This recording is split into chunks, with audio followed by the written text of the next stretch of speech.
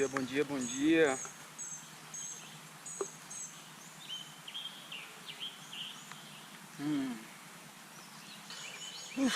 Começando a esquentar.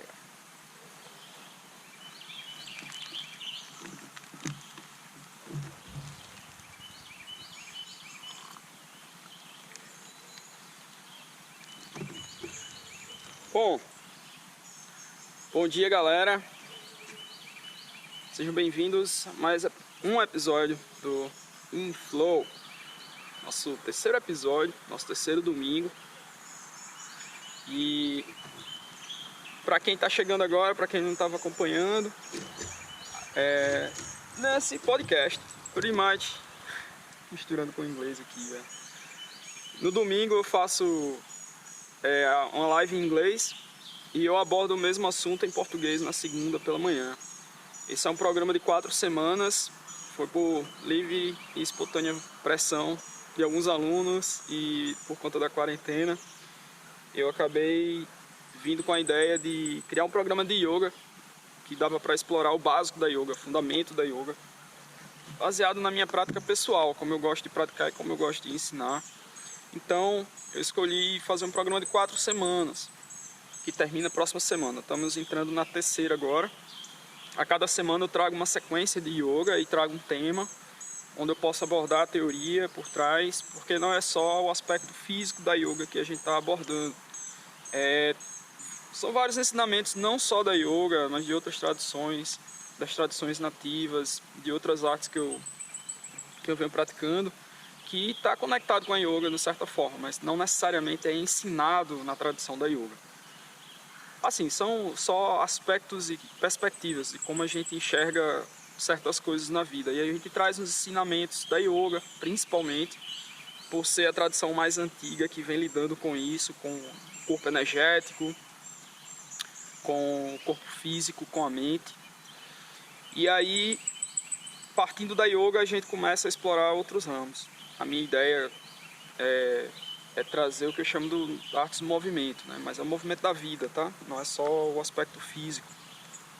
Enfim, para essa semana e hoje, o tema eu separei em elementos, né? Então essa semana a gente está falando sobre o elemento água, o tema é elemento água. Tanto que a live hoje eu chamei de Watering the Seeds, aguando as sementes. E sim, o nome do programa, a jornada que eu chamei é a Caverna da Lótus. E eu expliquei no podcast anterior o porquê desses nomes, mas fazendo um review bem rápido aí, uma revisão. Lembrando que a caverna, por questão de eu sempre ter trabalhado com caverna no tempo e pela ligação da caverna com essas tradições antigas, as tradições esotéricas, as tradições meditativas, as artes marciais, a yoga. A gente vê, tem várias histórias, né, de pessoas, referências de mestres, de gurus, que encontraram a iluminação isolados, em cavernas, em florestas, em montanhas. E essa situação da quarentena é meio parecido com essa ideia, né? Então, eu já estava tentando criar um programa antes dessa quarentena, baseado nas coisas que eu vim experimentando e como eu ensino. E aí, quando a quarentena surgiu, bateu na tecla em cima do aspecto da caverna. Então, é basicamente isso. Tem outras coisas por trás aí, mas a base é essa, para entender. E a lótus, porque a flor da lótus ela é um símbolo da iluminação, né? A gente falou também na live passada. A flor da lótus ela cresce, né? Ela é uma semente que cresce na lama, em um lugar coberto com água, mas com lama. Então ela tem aquela paciência, persistência e sem chamar muita atenção. As raízes delas vão adentrando na lama, né? Vai ganhando força, vai tirando os nutrientes aos poucos, com o tempo, paciência, até que ela começa a crescer, passando da superfície, passando da lâmina d'água e abrindo para o sol. E aí onde ela abre e floresce para o sol. Então, ela tem um símbolo, uma simbologia muito grande com a tradição e a prática da yoga, porque representa justamente isso. Muitas pessoas vêm para esse tipo de prática, para essas práticas espirituais, meditativas ou diversas tradições assim. Bom dia, meu brother, beleza, Gui? Grande maca. Vamos lá. Então, a pegada de todas essas práticas é o tempo, é a paciência, a perseverança. Porque a gente treina o corpo, alonga o corpo, solta para tentar encontrar a simetria, para tentar achar o alinhamento, para liberar as energias. Isso é uma coisa ao longo da vida, não é uma coisa que você vai fazer um final de semana e bom. Você tem que estar, assim como você escova os dentes, como se faz qualquer exercício de rotina necessária. A yoga ou atividade física e meditativas devem ser inseridas dessa forma. E o resultado acontece sem você, às vezes, esperar. Ou tem que ser assim, porque se você vier com foco em encontrar e pegar a flor, eu quero atingir o estado meditativo, e sentar já pensando no estado meditativo, não é bem assim que funciona. Você tem que trabalhar no corpo, você tem que trabalhar na mente, você tem que trabalhar na sua energia diariamente. O estado meditativo ele é uma consequência disso, basicamente isso, certo? Então a flor da lótus, ela tem essa representação, e a gente vê Buda sentado na lótus, tem outras divindades que são representadas na lótus, e outros seres representativos aí de várias culturas espirituais, principalmente orientais, né? Tanto na Índia, China, Japão. Enfim, então é isso. A Caverna da Lótus foi com essa ideia da gente vir para a nossa caverna interna. Então tem esse aspecto do isolamento e da gente conseguir iniciar a prática com essa visualização da Lótus, de repente chegar a esse estado de iluminação, mas nesse estado, na verdade, de liberação, que a gente gosta de falar. Na tradição yoga eles falam muito de liberação. Você se liberar das correntes que aprisionam, tá? Então vamos lá, o tópico para esse podcast de hoje vai ser bem curtinho, mais rápido. São 3. Vou abordar sobre o elemento água, que é o elemento dessa semana. O segundo eu vou falar uma questão que muitas pessoas levantam, e é bem básico, mas muito importante, que é o significado da palavra namastê e do símbolo namastê, né? De trazendo as mãos em prece, as mãos juntas. Em várias culturas, partindo da yoga, depois foi lá para a China, Japão, no budismo eles usam, né? Usam também com as mãos, com os dedos cruzados, assim, né? Com certeza vocês já viram. E até no catolicismo é uma representação de prece, né? De reza, de súplica, né? Então, vamos lá. E o terceiro tópico eu vou falar sobre a parte prática, bem rápido, que é o flow da água. Que toda semana eu estou soltando um videozinho lá no YouTube explicando a sequência, né? Fazendo o tutorial da sequência para quem quiser acompanhar. E todos os dias de manhã eu estou praticando às 7 da manhã. Eu faço a live só da prática, não estou explicando. É só o sadhana que a gente chama, que é a prática pessoal, né? E quem quiser participar, tem um grupo no Facebook que eu criei. É só mandar o convite lá, que eu estou fechando mais para pessoas que eu sei que já seguem yoga, que treinaram comigo de alguma forma. Então eu vou deixar o link depois aqui quem está no Instagram, vou deixar o link aí na bio, se quiser entrar lá. Mas é isso, então vamos lá. O aspecto da água, o elemento água, veja bem, isso sei que pode parecer quem conhece Avatar, o desenho, a animação e várias outras representações de animação aí já fizeram isso, né? Essa ideia fantasiosa dos elementos. Mas é baseado na tradição real, né? Na tradição, os elementos eles são formas dos arquétipos, né? Famosos arquétipos foram levantados aí na psicologia, de expressões tanto física quanto mental, psíquicas e emocional. Então tem um reflexo nos dois lados. Isso não é muito conhecido aqui no Ocidente, assim, diante das tradições recentes, mas as tradições antigas de arte marcial e esotéricas no Oriente, isso é uma base para estudar as artes do movimento do corpo e do movimento da mente. E a gente vê que os elementos quando eu falo os elementos, são os básicos, tá? Então a gente está falando da terra, da água, do fogo, do ar. E aí quando tem a união dos quatro, forma o quinto elemento, né? Que seria o... a pessoa chama do éter, do vazio, ou, na verdade, é o trovão, né? Que é a união de todos. E a gente vai tocar nesse ponto já já, quando eu for falar do Namastê, vocês vão entender o porquê.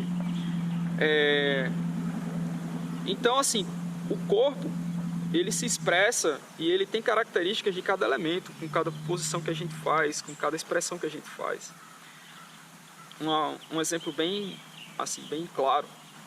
Alguém fala com você e te insulta de alguma forma. E aí você responde com raiva. Isso é uma resposta bem nítida do elemento fogo, que a gente expressa de forma física e de forma psíquica, né? Levantando, fazendo alguma cara de raiva, e internamente a energia também é voltada para isso, né? Da mesma forma, se eu responder, se a pessoa fala comigo me insultando e eu responder, só escutar e ficar na minha, de boa, tá? Então isso seria mais característica do elemento água, digamos assim, acalmando, né? A pessoa respondeu, te direcionou com o elemento fogo, você respondeu com água. Isso é a verdadeira arte de mestrar a energia da vida, é de saber como agir com esses elementos em diferentes situações. E aí a gente vê essa expressão no corpo. E quando a gente faz atividades físicas, principalmente nas artes marciais, na yoga, tem esses elementos bem nítidos, assim, tem posturas clássicas. Por exemplo, sentado aqui, a lótus, né, ou perna cruzada, é bem característico do elemento terra, que eu estou bem conectado com a terra, eu estou bem equilibrado, boa parte do meu corpo está em contato com a terra. Então, é isso. Aí, na primeira semana, a gente trabalhou o elemento terra, tem a sequência da terra, tá lá no YouTube, quem quiser acompanhar, dá pra ver aí o tutorial, que é uma série que eu faço pra mim, pessoalmente, todos os dias, pra soltar todo o corpo, e eu aconselho, quem quiser iniciar na yoga, ou quem já pratica também, mas tiver uma rotina assim rápida, que trabalha todo o corpo, vai lá, o flow da terra. Semana passada a gente viu o fogo, né, e eu inseri a sequência da saudação ao sol, com algumas modificações bem curtinhas, que é justamente para aquecer, já trazendo aquele aspecto do elemento fogo. Então a gente começa a crescer e a associação com a energia masculina, né? O fogo está associado ao sol e o sol está associado à energia masculina. E aí a gente vai falar das polaridades, tá? Justamente porque eu estou tocando no elemento água hoje. Então hoje é o flow da água, é associado à lua. A gente está na semana da lua cheia. E a lua tem uma representação muito forte. Então vamos lá. Quanto à polaridade, tudo na vida, tudo no universo é regido baseado nas polaridades, né? Isso é bem nítido. Negativo, positivo, masculino, feminino, o sol, a lua, por aí vai. Quando a gente fala da tradição da yoga e na vida no geral, é importante que a gente se identifique com essas duas energias. E a gente tem as duas energias, isso não tem nenhuma relação com a essência biológica, tá? Não estou falando de homem e mulher, baseado no sexo, baseado na reprodução, nas genitais. Não, isso aí é outra coisa, estou falando de energia, tá? A gente está nesse corpo como seres humanos e temos as necessidades biológicas. Só que quando a gente fala do caminho espiritual, a gente entende que vai além disso, né? Espiritual significa justamente isso, você romper as barreiras da fisicalidade. Quando você entende que a vida é muito mais só do que isso aqui. E aí entra todo o aspecto que a gente já vem abordando aí nas últimas 2, 3 semanas, né? Então, o elemento água, ele está associado com o feminino, com essa energia feminina. E isso é muito importante. Se um homem não se identificar ou não está atento, não está consciente da sua energia feminina, ele perde muito da essência na vida, muito do que está acontecendo ao redor. Da mesma forma, para uma mulher que não está conectada com a energia masculina, ela também está perdendo muito do que está acontecendo, né? Mas, de forma prática, é bem difícil, né, dizer assim, mas como é que eu sei que eu estou conectado com essa energia? Como é que eu sei que eu sinceramente não tenho como dizer com exatidão, porque isso é uma daquelas coisas que você tem que experimentar, você tem que vivenciar, você tem que sentir, tá? Semana passada a gente falou da diferença da yoga, da religião e da ciência com relação a como eles acreditam, né? Então na yoga a gente não é um believer, falando em inglês, não é um crente, tá? A gente é um seeker, é um explorador. Porque a gente está constantemente tentando sentir. E eu passo a acreditar em uma coisa quando eu sinto, né? E é bem isso. Então é uma ciência antiga por isso, né? Porque é de forma empírica, a gente sente. A energia feminina, ela é mais intuitiva, ela é aquela intuição. Por isso que é regida pelo elemento água, a ideia da água e a conexão com a lua. Isso não é nada de viagem fantasioso, está nítido na natureza. Assim como a maré, como o mar, que sofre a influência da lua pela gravidade, né, natural, as grandes massas d'água. Tem a maré alta, a maré baixa. A lua tem as transformações dela, tem os ciclos.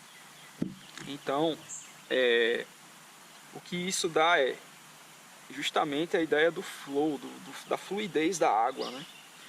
E se conectar com isso, falando da gente como seres humanos, é bem mais profundo, porque eu estava falando da questão do biológico, né?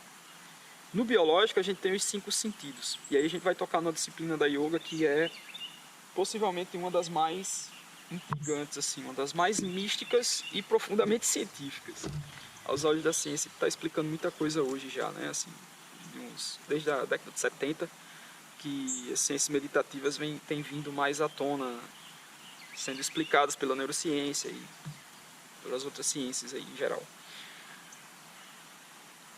Os 5 sentidos, eles são os canais para o cérebro, né?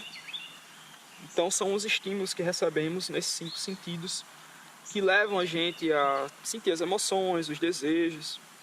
Na yoga a gente tem o que a gente chama de pratyahara. O pratyahara é a cessação, é você controlar, de certa forma, os 5 sentidos, que são o que a gente chama dos sentidos físicos, sentidos carnais, basicamente assim. Quando a gente está muito apegado, muito preso a esses 5 sentidos, é quando acontecem os problemas psíquicos aí em geral, ansiedade, levando para depressão, né? Possivelmente, ou os conflitos mesmo na nossa mente. A mente é a ferramenta, é uma criação incrível, né? Ela pode ser uma grande arma a nosso favor, uma grande arma, né, contra a gente. Então, e o canal para ela são esses 5 sentidos. Então, quando a gente entende isso, todas as culturas esotéricas, isso é base do conhecimento deles, das religiões e tudo. Porque para se chegar a controlar a pessoa, é através dos sentidos. Se você entende isso, você entende que boa parte da liberação, da libertação, é você entender como esses sentidos acontecem e tentar controlá-los. Aí é onde está o Pratyahara nas 8 disciplinas da yoga. O Pratyahara ele é uma disciplina que está entre o meio, entre as disciplinas que vai dos asanas, a parte física, da respiração, das condutas que temos, e entrando na parte mais profunda, né? Que é o Dharana, trabalho de concentração, o Dhyana, meditação, e o Samadhi, que é a liberação completa, né? O Pratyahara está no meio. Por quê? Quando a gente consegue controlar, não é de fechar todos os sentidos, mas de pelo menos estar consciente deles. A gente sente os desejos, sente as emoções, mas não necessariamente a gente cumpre elas. Não necessariamente a gente satisfaz aquele desejo, aquelas emoções. Isso é a verdadeira maestria, tá? Isso é importante em vários aspectos da vida, né? Sei lá, você sente algum desejo e você ter o controle desse desejo, isso é muito foda. Isso é muito importante, tá? Quando controlamos esses 5 sentidos, temos mais consciência desses 5 sentidos, aí, amiguinho, amiguinhas, é quando entra a ideia da intuição, que é o 6º sentido que a galera fala, né? Isso é muito forte e é muito sutil. Esse 6º sentido é conectado ao elemento água, é conectado à nossa energia feminina. A energia da água, ele é conectado a essa ideia da criação, da intuição, dos ciclos, né? Não é à toa Shiva, né? Shiva é o primeiro yogi, o primeiro guru na Índia. Ele é representado, se vocês viram o pôster que eu publiquei dessa live, é Shiva lá, tá? E tem uma metade masculina e uma metade feminina. Ele é representado metade homem e metade mulher.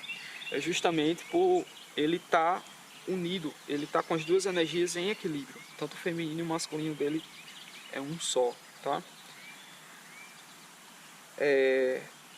E ele tem a representação da lua na cabeça. A ideia da lua é justamente isso, é a ideia da transformação, da conexão. E aí na prática da yoga, quem realmente pratica yoga tem uma conexão com a lua muito forte. E a gente consegue, eles dizem que um yogi de alto nível, ele consegue perceber em qual fase da lua a lua está, sem olhar para a lua, só sentindo. Porque ele sente essa alteração no corpo. Veja bem, nosso corpo é mais de 70% de água, né? Bem básico. A lua está agindo sobre os oceanos, que é a massa d'água. É bem nítido que ela exerce uma influência na gente. Porque nós temos, a maior parte do corpo é água, então o efeito da gravidade da lua, né, tem essa flutuação. É tanto que em alguns métodos de yoga, eles aconselham para não praticar no dia da lua, tanto da lua nova quanto da lua cheia. Porque são períodos que, se a gente estiver feliz, a gente tende a estar mais excitado, tende a estar mais instigado. Se você está triste, também é o contrário, você tenta se sentir mais para baixo. E eles aconselham não praticar nesses tempos, nesses períodos, né? Mas nas traduções que eu estou estudando, né, da Hatha Yoga, o pessoal mais antigo, não, você tem que experimentar tudo. É importante você sentir como o seu corpo reage em todas as situações possíveis. Isso se aplica a muita coisa na vida, né? Então, é isso. Eu não vou entrar em muito, não tem como falar muito da parte prática do Pratyahara, mas só em vocês estarem com essa consciência e estarem com a anteninha ligada a isso, já é um grande passo. De estar mais atento aos seus sentidos, ao cheiro, à visão. A visão é o sentido que mais tira energia da gente, né? É o que a gente depende mais. Quando você fecha os olhos, só em fechar os olhos, isso é uma forma bem simples e prática do Pratyahara. Você já acessa esse sentido que a gente depende tanto e automaticamente aguça os outros sentidos. Mas a ideia do Pratyahara, de novo, é você não estar apegado demais a nenhum dos cinco. É você estar consciente deles e não deixar agir por compulsão. É você controlar seu instinto compulsivo.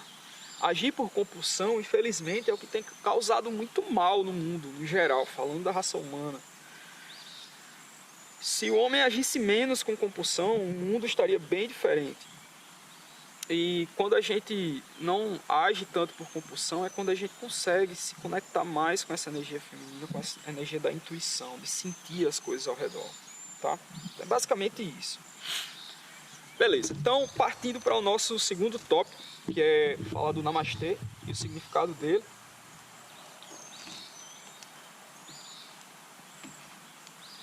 Em várias culturas a gente vê a expressão com as mãos unidas, né? Em prece, ou no budismo eles chamam de gacho, né? Serve de saudação, serve para dar um tchau e ao mesmo tempo para honrar, né? O significado na yoga básico é isso, é de você honrar a vida, é de você saudar a vida, é de você saudar a minha vida. E se eu estou direcionando para uma pessoa, eu estou saudando a vida dela. Mas é um significado muito maior, que é de você estar saudando a vida toda ao seu redor, né? E basicamente eles queriam chegar em um gesto e uma expressão física e verbal que seria de fácil entendimento no mundo todo. Em qualquer lugar que você chegar e fizer aqui, eu não precisava entender a sua língua. Por um simples gesto, a gente consegue se comunicar, consegue passar essa energia, tá? Tem mais coisa por trás aí, mas basicamente isso. Eu vou dar só uma outra historinha que eu gosto sempre de contar nas aulas para meus alunos mais próximos assim. Geralmente eu conto essa história de Buda. Buda, com relação à tradição da yoga, ele é bem recente, né? Eu tô falando, né, do Shakyamuni Buda. Existiram vários Budas ao longo da história, mas o Siddhartha, né, o Shakyamuni, foi o mais conhecido, que meio que espalhou, né, o conhecimento do budismo. Aí. 2000, mais ou menos o tempo de Cristo lá, né, mas um pouquinho mais antigo, 2500, mais ou menos, 1400 anos atrás. Buda treinou nas ciências antigas da yoga, ele treinou com os yogis antigos, da tradição dos Vedas, né, a gente chama, a tradição vedânica. E na tradição antiga, os yogis, os gurus, ele tem isso de se isolar, né? De ir para uma caverna, de ir para uma floresta, para uma montanha e fazer a sua prática individual. Isso é muito comum nas tradições, certo? Isso é muito comum. Mas o que Buda fez foi, ele treinou dessa forma, e tem muita coisa da história dele aí que eu não vou entrar em detalhes, mas basicamente ele entendeu no final que você precisava estar em qualquer lugar e manter esse estado meditativo, esse estado de equilíbrio. Então, não era só você estar isolado numa caverna, numa floresta, num lugar longe das pessoas, longe do caos, digamos assim.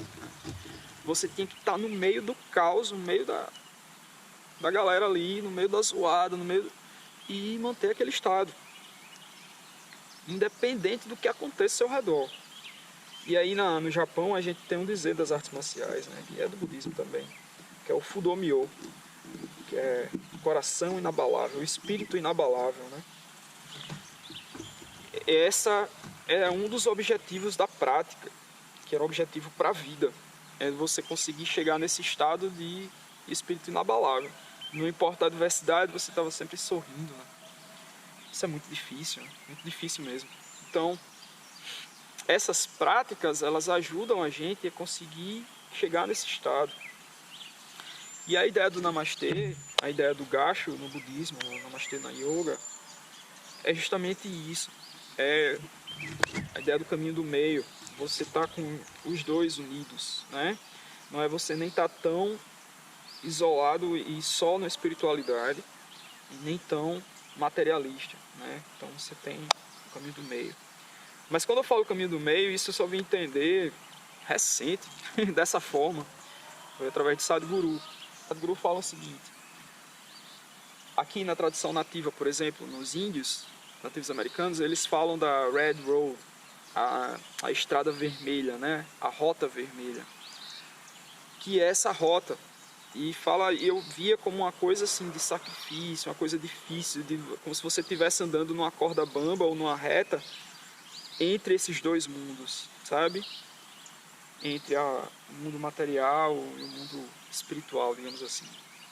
Mas na verdade, o significado maior não é que você está andando no meio, em dos dois, é você abraçar os dois. Então isso dá um sentido maior. Eu estou com os dois unidos em mim. De forma prática, como que a gente aplica isso para esse tempo hoje, da quarentena? Na yoga, a gente fala que você tem que tornar o desconfortável confortável. Através da prática física, a gente torna uma postura que antes era desconfortável, confortável. A gente torna uma situação da vida que antes era desconfortável, confortável. Ou a gente consegue ficar ali sem estar sofrendo ou sem estar alterando, né, o nosso estado. É importante a gente sentir esses momentos de caos, esses momentos de sofrimento. Não é para a gente fugir deles, é para a gente abraçá-los.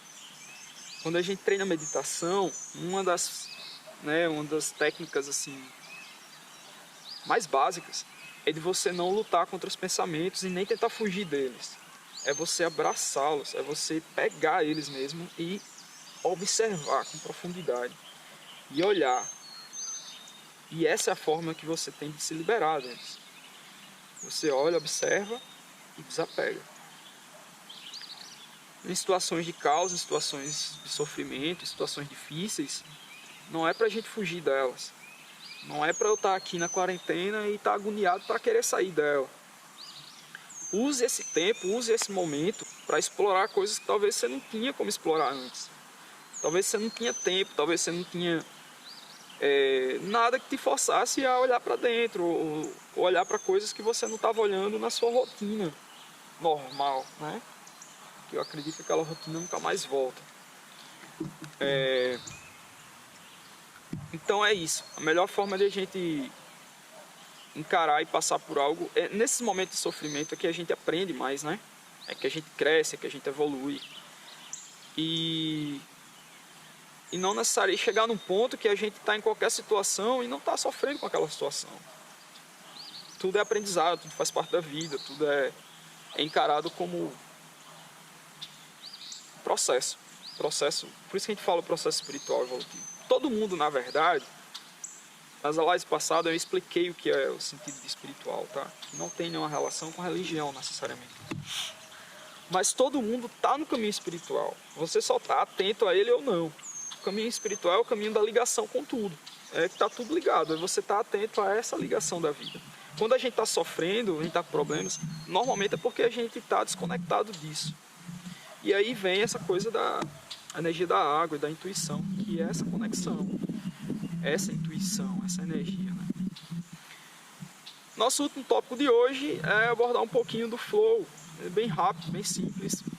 Eu trouxe a saudação à lua, uma prática pouco conhecida assim na yoga, e foi engraçado como eu cheguei nela. Em 2014, estava no Brasil, eu estava ensinando para um grupo de amigas, Fernanda, Carol, Tila. Na casa de Carol eu dava aula nas quartas, nas sextas, eu acho, à noite lá no jardim dela. E aí, era na terça-feira, a gente estava comentando sobre a aula do próximo dia e era lua cheia. E as meninas ficaram, cara, vamos fazer uma prática na praia? Aí eu, massa, vamos. Aí eu criei um evento no Facebook, isso na terça-feira, um dia antes. Criei um evento no Facebook e as meninas, deixa o grupo aberto pra gente convidar pessoas, hein? E, cara, no outro dia deu quase 100 pessoas na praia. Foi incrível. E eu fiz a saudação à lua, né? A saudação à lua é uma variação da saudação ao sol. Como o próprio nome diz, é para honrar a lua, essa energia da água, tá? Então, fisicamente falando, o Hatha Yoga, ela trabalha nos asanas, nas posturas da yoga. A ideia é a gente equilibrar. Hatha quer dizer sol e lua, né? Mas é com relação a essa polaridade das duas energias, masculino, feminino, negativo, positivo. E com relação ao corpo, é a parte inferior, a parte superior, a parte de trás, a parte da frente, direita e esquerda. Sempre que praticamos uma postura, a gente pratica para os dois lados, para tentar equilibrar, para chegar nesse balanço. E esse foi mais um episódio do podcast. Obrigado por assistirem até aqui. Se gostaram do vídeo, não se esqueçam de dar o curtir aqui embaixo e de se inscrever no canal. Toda semana tem um novo episódio. Então, espero ver vocês no próximo episódio. Abraço e até mais.